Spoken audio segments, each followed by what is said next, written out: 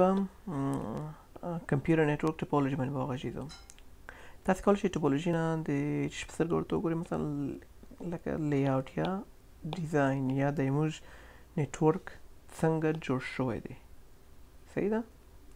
یا په ساده ژبه که ووایو د زموږ کمپیوټرونه څنګه یو بل سره دوی وصل شوي دي، که کمپیوټر هم له سرور سره یا له نورو کمپیوټرو سره، مثلا یا آیپډ هم دی، کمپیوټر هم دی، مثلا د زموږ مکمل دا یو سیستم که په کور ده که دفتر ده که نه، دا دوی ټول څنګه یو بل سره دوی ارتباط پیدا کړی ده. صحیح ده؟ له کوم طریقه دوی یو بل سره یو ځای شوي دي. ساده ډولونه باید په یاد ولرئ. او بل موږ دوه رقمه ټوپولوژي لرو، یو فزیکل ټوپولوژي او بل لاجیکل ټوپولوژي. فزیکل ټوپولوژي د خپل ډیزاین د ټوپولوژي ته وایي چې خپله د ډیزاین د نتورک ته وایي. مثلا دلته موږ یو راوټر لرو، دلته یو کمپیوټر، بل کمپیوټر، دلته یو سرور ده، بل سرور دی. دا ټول یو بل سره څنګه ارتباط پیدا کړی دغه ته څه وایي؟ د فزیکل ټوپولوژي ده. او دا مثال لاجیکل ټوپولوژي چې وایي، مثلا دلته یو کمپیوټر لرو، دلته یو کمپیوټر لرو، دلته بل کمپیوټر لرو، نو دا ډیټا دغه کمپیوټر نه د بل کمپیوټر ته څنګه ورغله، یعنې دا ټرافیک د لارې کې چې دی دغه چې دی دغه ته لاجیکل ټوپولوژي وایي.